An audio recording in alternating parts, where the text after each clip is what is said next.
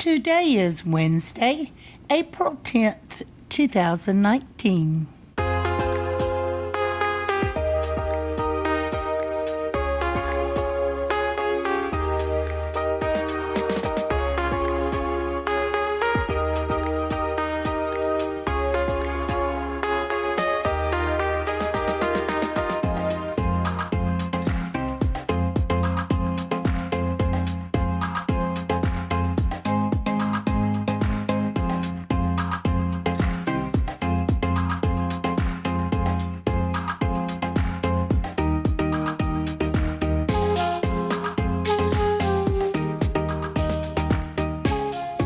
Welcome to the Survivor Fans Podcast. I'm Joanne. And I'm Stacy. And this is our recap of Survivor Edge of Extinction, Week 8, Episode 9. This episode was titled, Y'all Making Me Crazy, courtesy Kelley Wentworth. Her spidey sense was tingling, among other people's spidey senses. Okay, who did you have safe this week? Safe? Yeah. I had War Dog, Rick, David, and Julie. I had War Dog, David, Rick, and Ron. And who did you think was going? Ron. And I had Victoria. Okay, I didn't pass judgment on yours. I thought yours was a good choice. Previously, that's because it was. That's implying mine wasn't. I get you. So that sets the door open. Sets the stage for our recap. And previously on Survivor was back this week. We find out that Rick and David were not seeing eye to eye. War Dog had a point for Julia and Gavin, and they recognized that and decided to act on it. And Ron and Julie were on the outs with their comma peers. It's night 22, fresh back from Tribal, and War Dog tells us he controlled the vote. Julie and Ron had no clue. Ron requests Gavin's presence for a quick chit-chat, in which his opening question was, "So, are you okay with your decision?" Puppet Master's a little miffed when Tribal didn't go the way he planned and he lost his buddy. Yep. And War Dog's already sitting over there going, yeah, now I'm going to have to talk to Ron and Julie and pull them over. Yep, he's got plans. Ron, he's festering a little bit. He's asking in his confessional, how stupid were they? Now Ron realizes that he's on the bottom and could be the next to go. And Gavin tells us, well, Eric got what he deserved. He was keeping me on the outside behind the curtain. I'm with Lesu now when you see him huddled up and talking with Warthog and Kelley and Lauren. Well, that's kind of why I decided to go with Ron this week, was because they were targeting him or Eric last week. So as good a choice as any, I would say. David tells us that Tribal Council went how he wanted, except for one tiny little thing. He and Rick voted differently. And now he needs to talk to Rick and figure out who gets custody of the split hidden immunity idol. This was in one of the preview clips, so we had seen that, but it was still funny to hear. Well, it certainly makes it easier for them to stay together as long as they had that. So. Yep. So they make plans. Their goals to reach out to Ron and Julie, just like Lesu's goal is. Yep. Establish a relationship and work from there to get control of this game. And they're already talking about, we're willing to use the idol. If we can get control, you betcha. Yeah, which was interesting after we've seen the reserve and the willingness to hold back from Kelley and Lauren so often. Okay, out to Edge of Extinction. It's a beautiful morning. Well, maybe not so much for Eric. He tells us he had a horrible blindside. Horrible Tribal Council. Yep. And today's not going to go well, he says. I'm sure that Joe will sympathize with you not. Well, first up for not sympathizing is Reem, the gatekeeper for pain and suffering and the dudes and the bros. Yeah, because Reem, she's been there the longest, so she's been hurt the most. So she just wants to set the stage. Your pain's nowhere on the scale of mine. I was surprised that he was thinking, that you could easily talk yourself off of Exile. A little bit of Keith talk. Yeah, Extinction. Yeah, he was sounding a little bit like Keith. He's lusting after that mast a little bit, trying to decide if he's going to raise the flag, raise the sail. Well, even Joe admitted, we know how committed he's always been, and he admitted that flag does call to you. Yep. A burger, some food, a nice shower, bed. Nice place to rest. Yep. I like how Eric described it, the great slowdown. We heard Rick and Chris refer to it that way too, just not quite those words. I like that phrasing. And Joe recognized Eric was going through some inner conflict, but Eric got inspired. What inspired Eric? Oh, I would say the stingray and some fish. Yeah, the stringer of fish that Chris brought back. Ooh, so he found some energy. Yeah, I guess so, huh? Yep. Maybe he got some good rest or something, because that was a different Chris from the one in the extra videos last week. Yep. So Eric says it's testing his grit and determination, but he wants to set a good example for his kids. So good on you. Okay. Finally, over to Vata, day 23. Sharks in the water, and we're going to come back here to the Aquadunk Aquarium before this episode's over. But that's our first visual as we head into the Vata camp. And Rick is reaching out to Julie already. And Julie is very upset about being left out of the vote. It's like, oh, well, imagine how Aurora felt when you did that to her. No, I don't think that's really within her capacity. Nope. It's either all going my way or everyone's against me. That's Julie's world. She is over, strong. Mm-hmm. I think that's normal. It's a normal reaction. Rick is ready to be the pilot, so he's just going to run with David's analogy of the pilots and the passengers. We're going to get to hear that multiple times over the course of this episode, and not just from Rick. And then Julie's so upset and crying because if she jumps ship, she's just going to go from one bottom to another. Mm-hmm. Thought, well, yeah, that's kind of the way of it. And it was at that point, so you're talking about there where Ron and Julie and David and Rick were talking, right? That's where this starts pouring out of her. And you hear him say that Julia's calling the shots there. That actually comes up at that point, and then it cuts to a confessional with Julie where she's breaking down and crying. No one's watching out for me. Poor me. No support. And she thinks, Julia is the mastermind. I don't want to make this about me. Sorry, not sorry. God. Oh, she so misses taking her Sharpie out and painting rocks and selling them or drawing on rocks, drawing smiley faces on the rocks and selling them in her Etsy store about now, I'm sure. She's wanting for that instead of being out there and having to actually play the game, which she got a pass on for the first half. Mm-hmm. Well, it is very different when you're in a majority alliance and you just kind of cruise. Especially when you've been taking credit for all that all along the way. Mm-hmm. Well, Gavin talks to Lauren, and they want to vote David over Ron because David's doing so good in the challenges, which he has. Oh, okay. He's been right deep into the challenge. They pointed out that he had made it into the top 4 of the challenges, yeah. But well, last week, this week. And he did even the very first one that Julie won. He went deep in all of those, so he's doing well. I can't help but think though that if you're focused on David Wright, you're missing the bigger threat. Because it hasn't really been the men; it's been the women that are winning immunity. Yes, that's not, of course, where Lauren wants to focus. She wants to get rid of her competitors. So yeah, can't blame her that. Same for Gavin. Well, David's not her competitor, but he might be Gavin's. Okay, immunity challenge. Yeah, and it's worth noting, everything in this episode, one day, really. One day. I mean, except we're coming back from Tribal. This is a one-day cycle, game cycle. So this is from all... night 22 to night 23. Yeah, so that's really what we're dealing with here.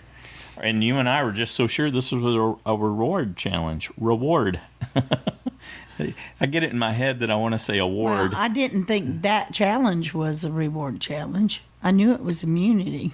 You said that. Coming into a challenge 15 minutes into the episode, yeah, we thought it was going to be reward. As soon as we saw it, we knew that something different was going on. Then we're like, on. wait a minute, no, and that's David recognizes the challenge right away because he's been through this one before. So they have to stand on a beam, and they move progressively down the beam where it gets more and more difficult to balance on it. And they hold a wooden bow, and that wooden bow's got a track that you balance a ball on so the ball can slide across the arc of the wooden bow there. Very easily. Yeah, and you see that right out of the gate. Gavin and David, they both start off with movement. It's rolling around, and then they figure out a way to steady and save it. But no, they can't drop yet because War Dog is always the first one to drop, isn't he? Last 2 weeks, anyway. Him or Ron, pretty good bet, yeah. So Probst informs us that it is quite hot out there, and you can see the sweat dripping on folks, and you got flies all over Victoria this time. It's her instead of Wentworth that's attracting the flies. Well, War Dog and Julie didn't even make it to moving on the beam. Right. They didn't make it past the first portion of the challenge, and they're out. They moved to the narrow part of the beam, and Ron was first out. Then Ron, then Rick. Aurora, Victoria. Boom, boom, boom. They start dropping. Yeah. Kelley, Julia. And it seemed to be after compliments. Rick was complimenting Lauren on her beast-like performance in challenges, and she's out. I think it does break your focus when people say your name. Maybe. I wondered if that's not why he did it. I wondered if she could actually hear him.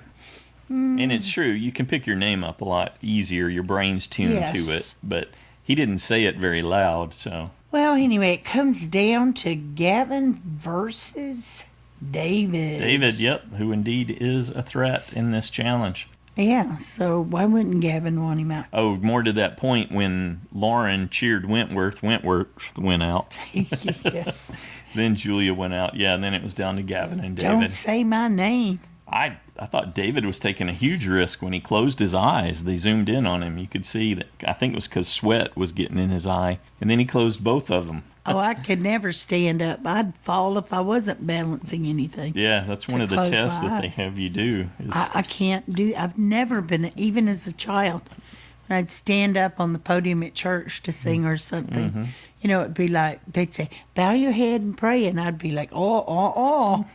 I'll fall right off of here. So I would just look down. Mm-hmm. So hopefully nobody would see that my eyes weren't all the way closed because I didn't want to fall off. Yeah. All right, so Gavin wins. Good job, Gavin. And he informs everyone that had been his dream since he was 8 years old and watching from home. Well, Probst kind of pulled that out of him. And the thought of, well, he set it up. He opened the door for Probst. Been waiting for this forever. Yep. And he informs us that the thought of his family watching him do the challenge is what gave him the inspiration to win. That meant more to me. It's like. And as they're leaving the challenge and Gavin gets his confessional, he informs us that now David can be voted out. And I can get credit for being the one to send David home. Mm-hmm. And what did I say? He hadn't gone home yet, honey. And I wasn't wanting him to because I had him safe, of course. That was my motivation. It does color our experience as we're watching the episode. Okay, back at the Vata camp there on day 23. Congrats, Gavin. Good job, buddy. And people start to scatter immediately. Yep. Julia's barely sat down before everybody scattered. Yep, left her with Rick and David, and Rick takes that opportunity to pitch going after the Lesu 3, and then Gavin comes back and he pitches Gavin, and Victoria comes back and he pitches Victoria, so he's trying to target those Lesu folks.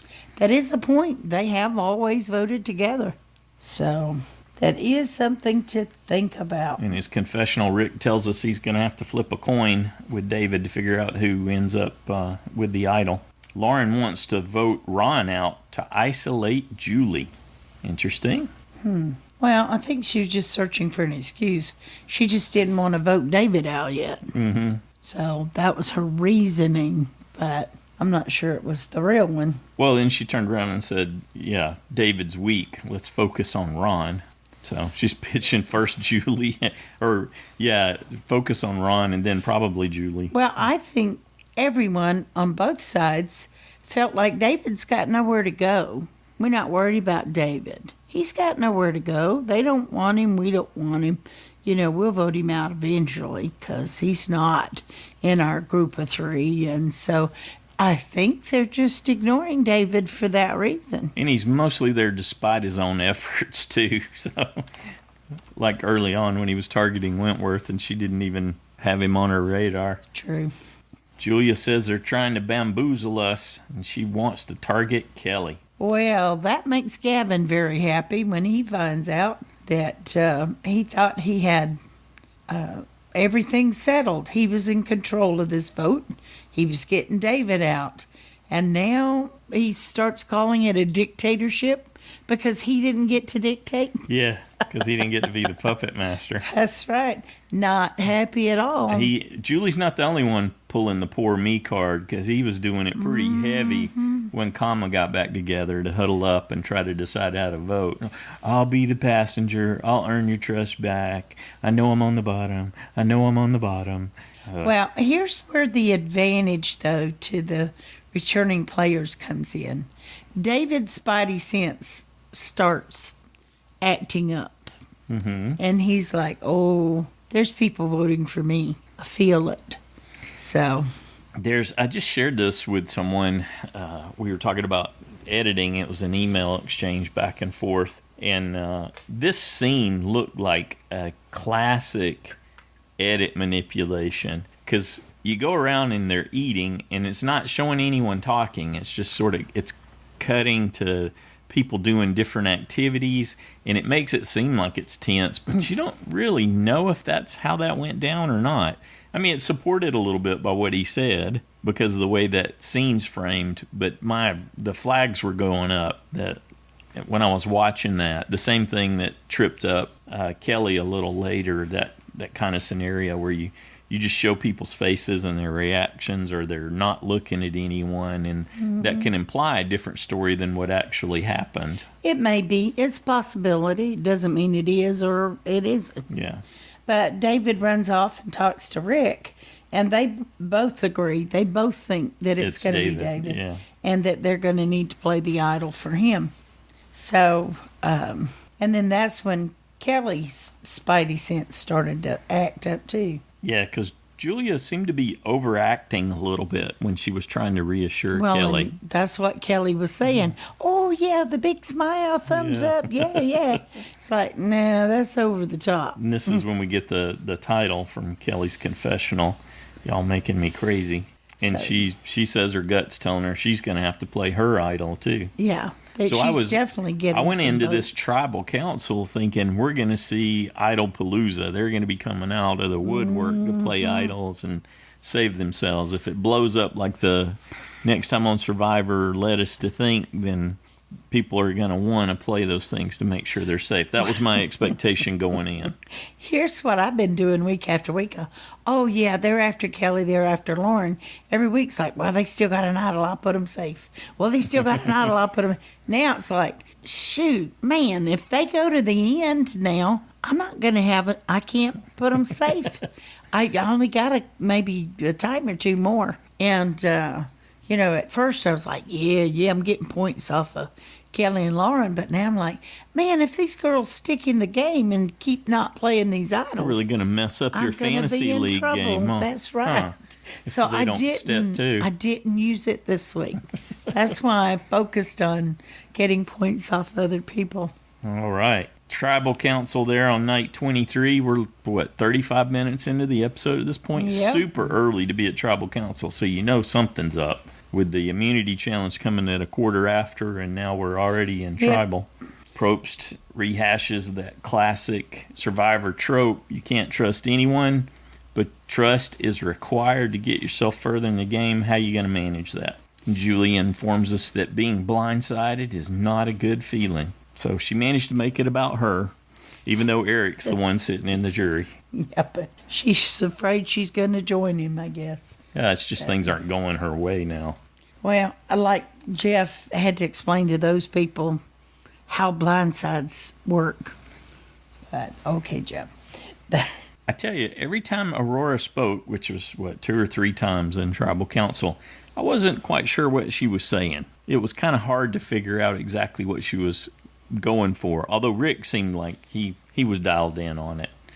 Yeah, some of it was, and then she'd say something else like, huh? Yeah. What does that mean? Just talking a little too abstract. I mean, I don't think I was as confused as War Dog, but there's definitely times when she tries to, Probst calls on her to add something, and she under-delivers, I think. Anyway, she ends up talking about danger of blindsides. Well, and War Dog starts in with the whole, hey, were you guys using us, and now we're back on the chopping block, or are you still with us? What's going on? He uses David's analogy again. Yep. Referencing being the passenger. Kelley's also uncertain. Then Said she got a bad vibe. Yep. Yeah, David's minnows in shirt story. Yeah. Yeah. The Aquadump, David Cousteau at the Aquadump Aquarium. Here's where he's probing Lesu. Is going to be a Lesu's going to be a minnow tonight. So he's really poking the minnows, stirring it up. Yeah, so he gives the analogy, shares the observation he had when he went out into the ocean to relieve himself of seeing the shark come in and eat the big school of minnows. Yeah. I liked Rick's response when Probst asked him, "Are you a shark or a minnow? I might be the poop." Rick does drop those lines in there to really kind of... He dropped it all right. Yep. He just really stirs the pot without too much. He's funny one minute, he's snarky another minute. He's pointing out this. He's just... so much goes on with him. He went from making a poop joke to calling out Gavin, Aurora, and Julia for letting the clock run out and not get back with them on any details for a plan today. Gavin tried to cover, but he really fumbled. Well, plans change, and then people aren't there. Mm-hmm. Well, then Julie starts in again, and she can't trust any of these people that she's been trusting. She's drained emotionally.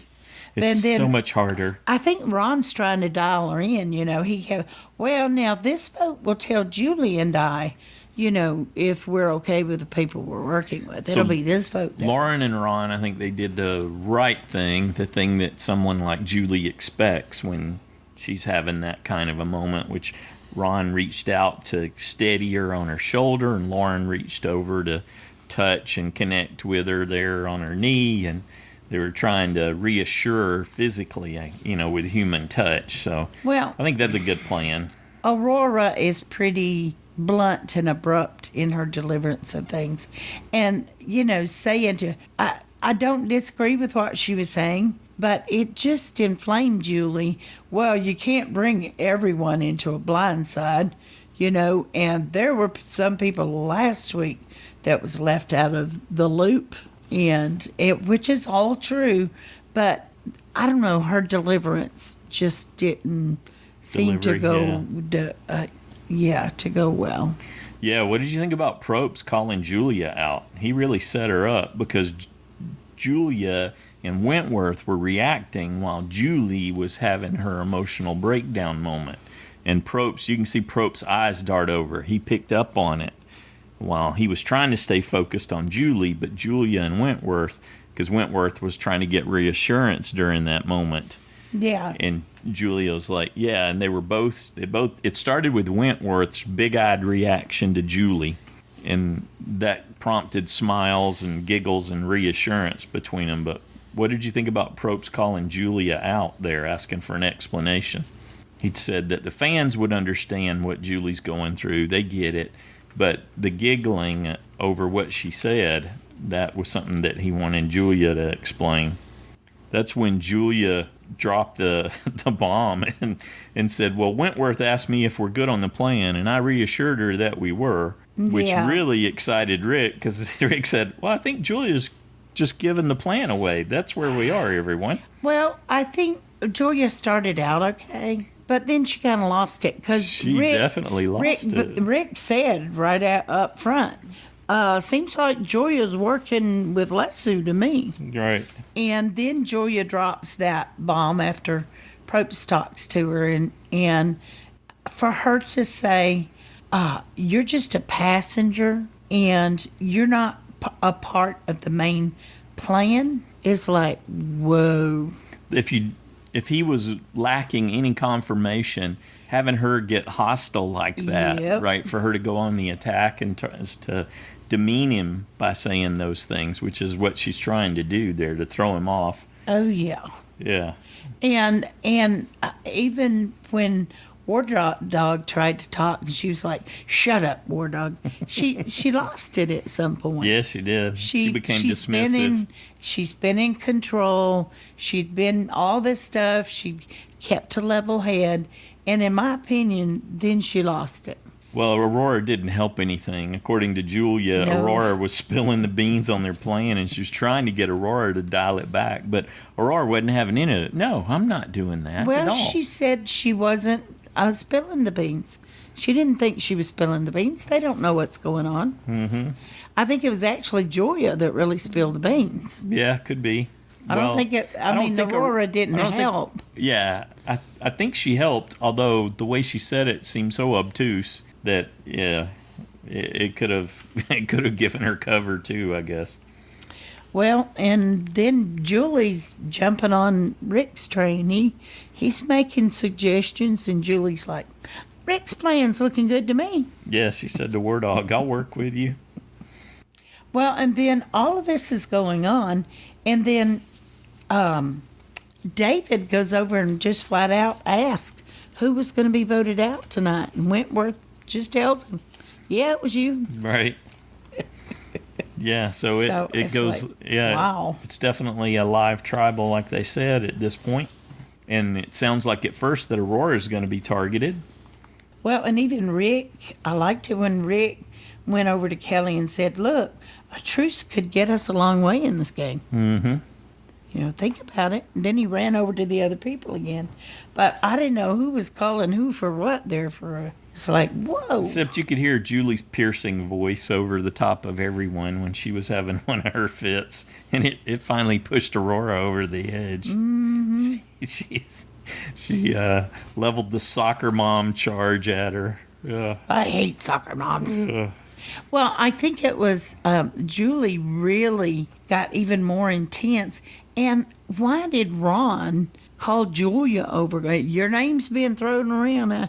He still was trying not to go with the other group. I didn't know what Ron was doing a couple times. Yeah, That could have hurt him both directions. he gave Julia a heads up. He gave Victoria a heads up. Victoria was standing right beside him, and he said to the Lesu folks, what about Victoria? Yeah, how about we vote Victoria She's out? like, what? Yeah. So, yeah, I didn't know if that was just see how easily I could vote you out, or he just forgot she was standing at his elbow. He had just been talking to her, so I don't think he I know. forgot.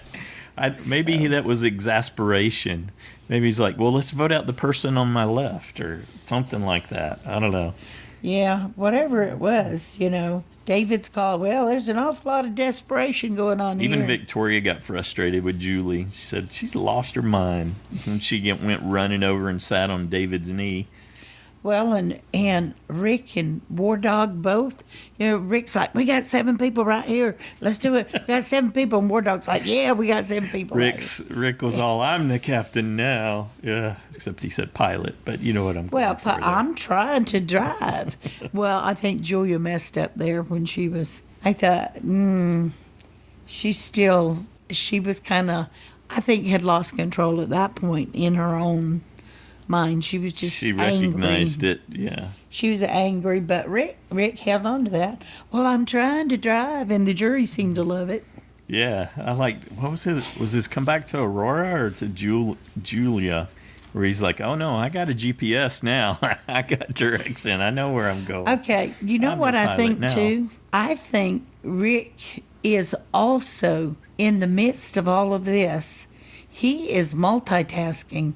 He is also aware of the jury's reactions and that he's trying to buy votes already. Yeah, you think some... He's entertaining them with his strategies and his abilities to negotiate in the midst of this chaos.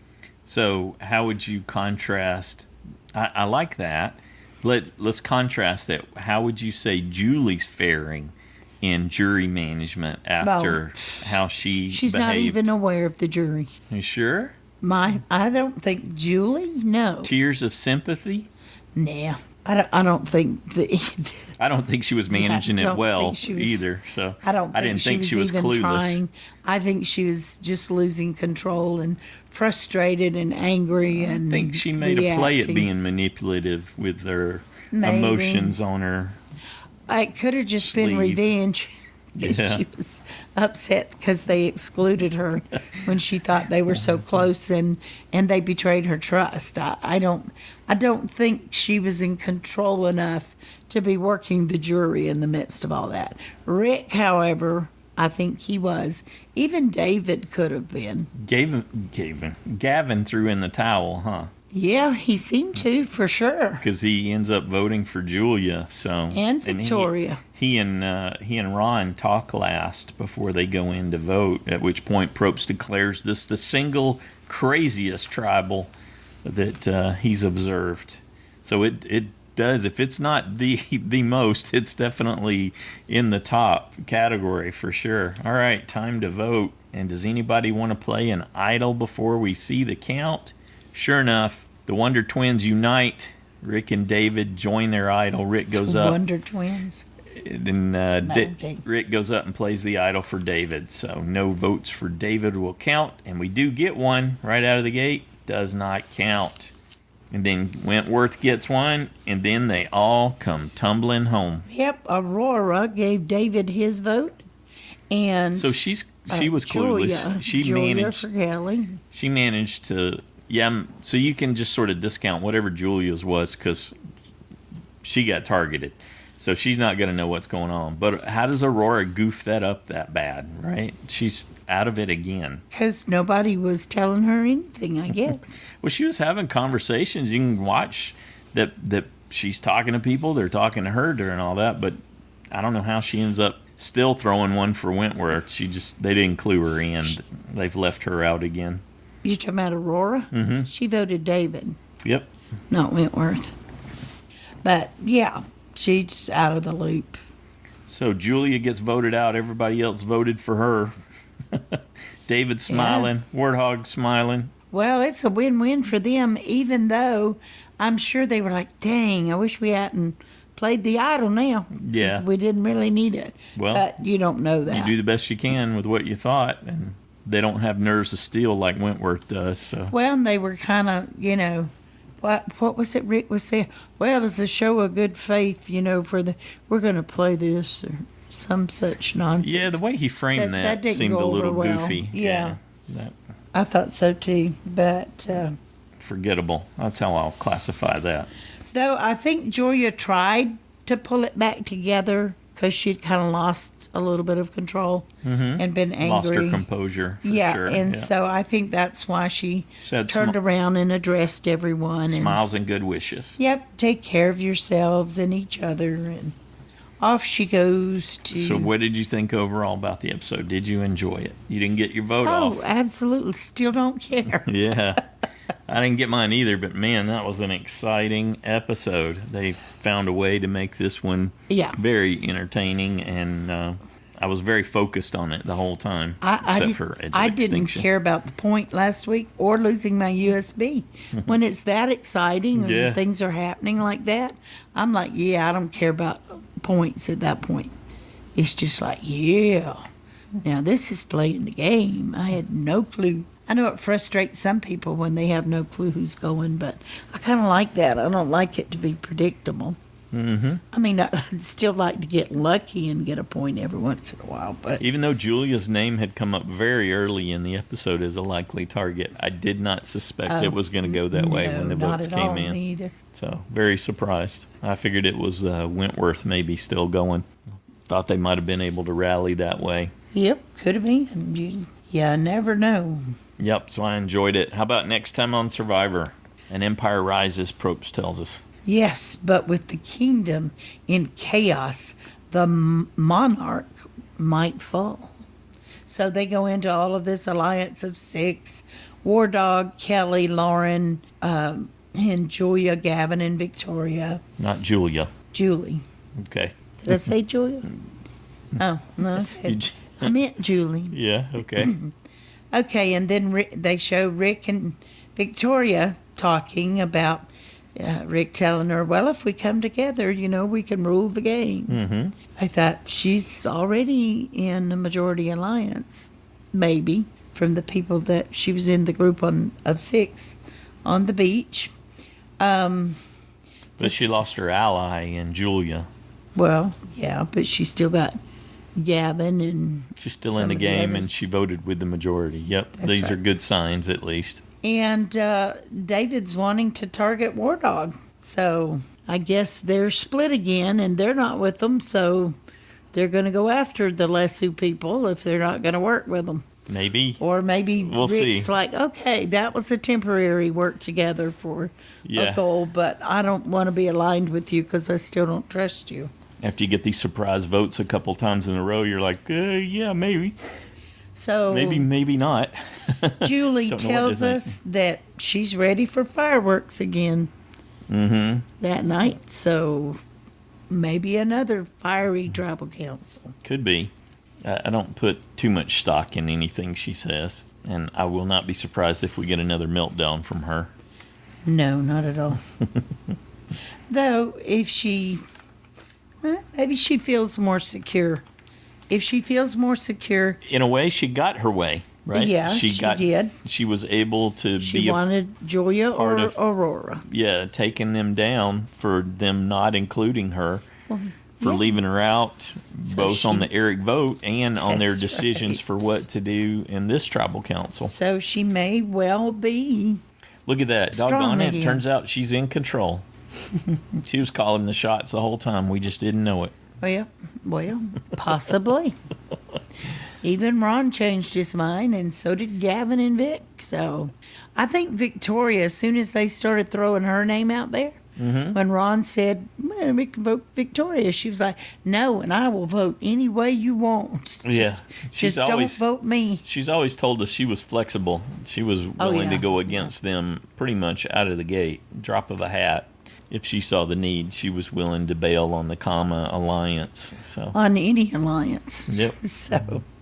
So where do you think the power is with who's in control when they're talking, when Rick and Victoria are talking? So Rick, David, Victoria, Gavin, who else?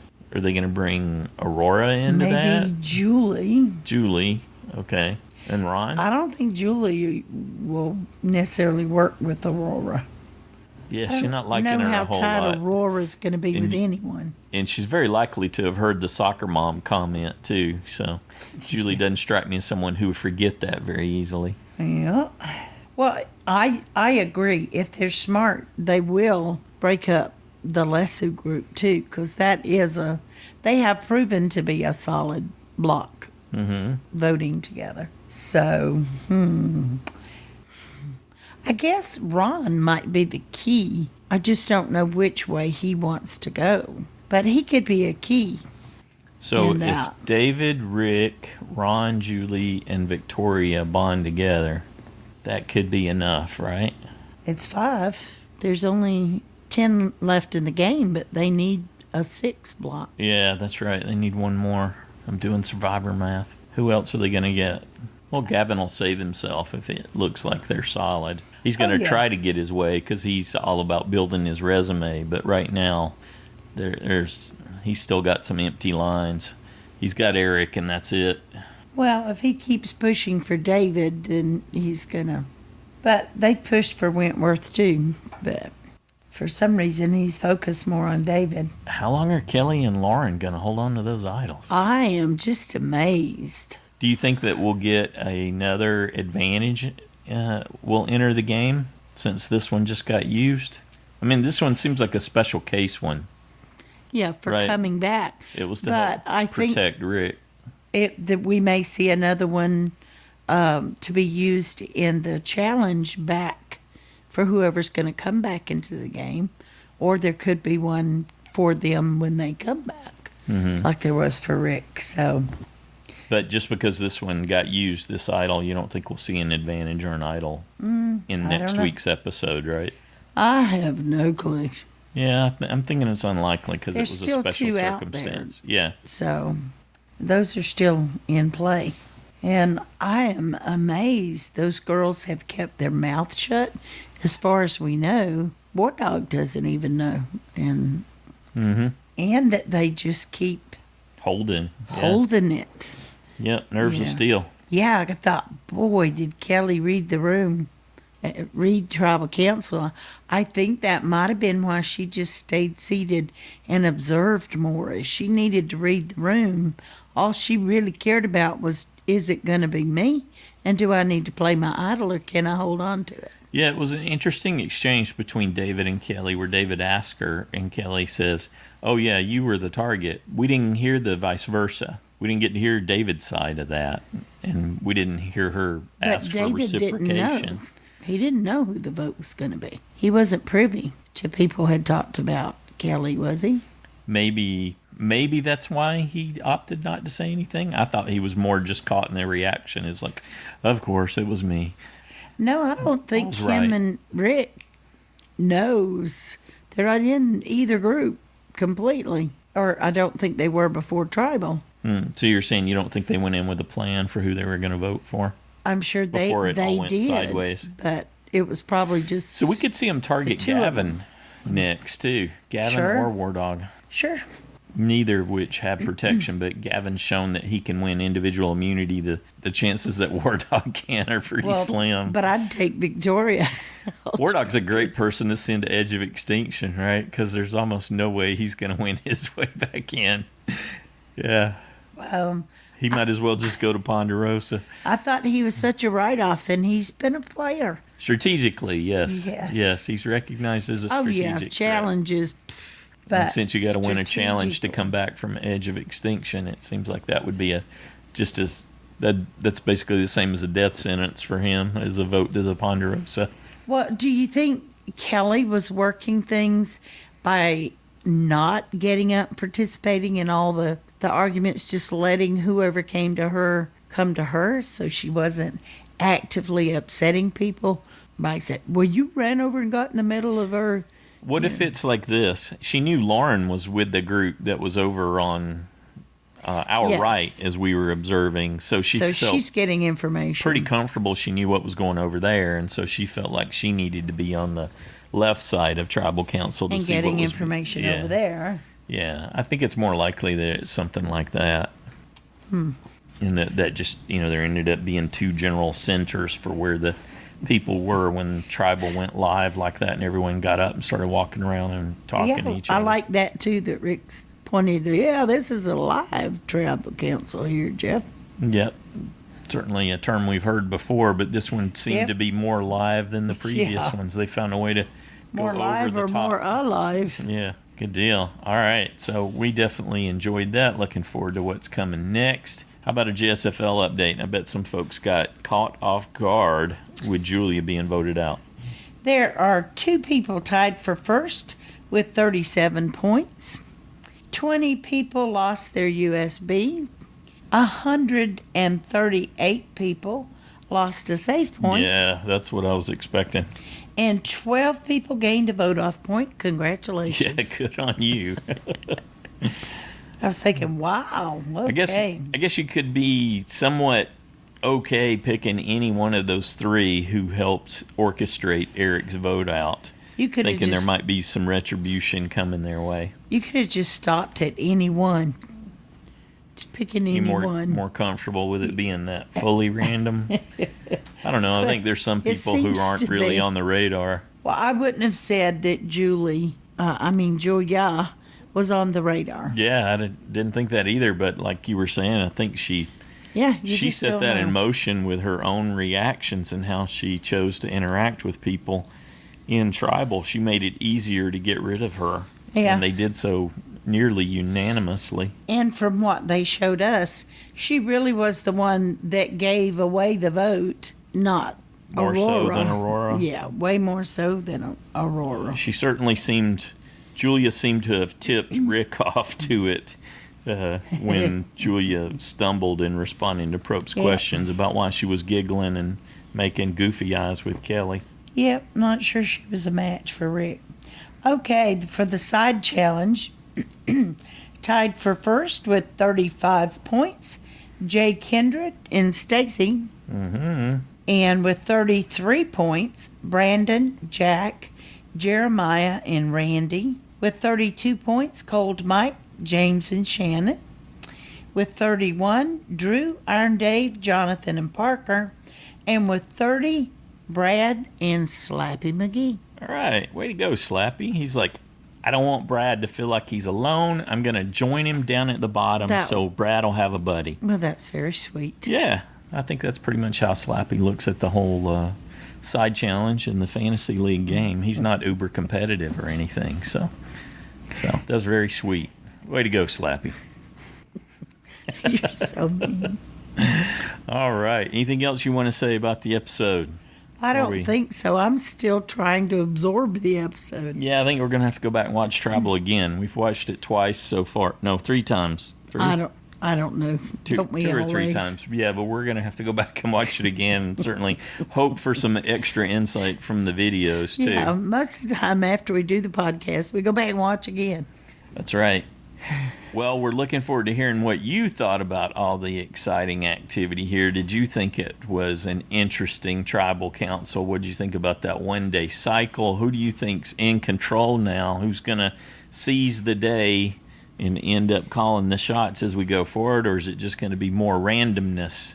And what did we miss in the middle of all of that? There you go. The voicemail line, 206-350-1547, toll free 844-643-8737. Email joannastacyshow@gmail.com. You can find that all at getsfp.com. There's always some leading questions to get you started thinking about your feedback. We'd love to have you come be a part of that. We got a cast of regulars and people who are in and out as their responsibilities allow and the demands on their time. Life allows. Yeah, but we'd love to hear from you. If you're not sure, you can start off on email and either Joanna or I will read it into the show. But if you're ready to have your voice be a part of the listener feedback show, call that voicemail line, or better yet, record it yourself. You can control the quality and deliver the best possible result that way. All right. Feedback's due noon Saturday Pacific time. Keep it in that 3-minute range. We look forward to hearing from you. Anything else? Nope. Good night, everybody.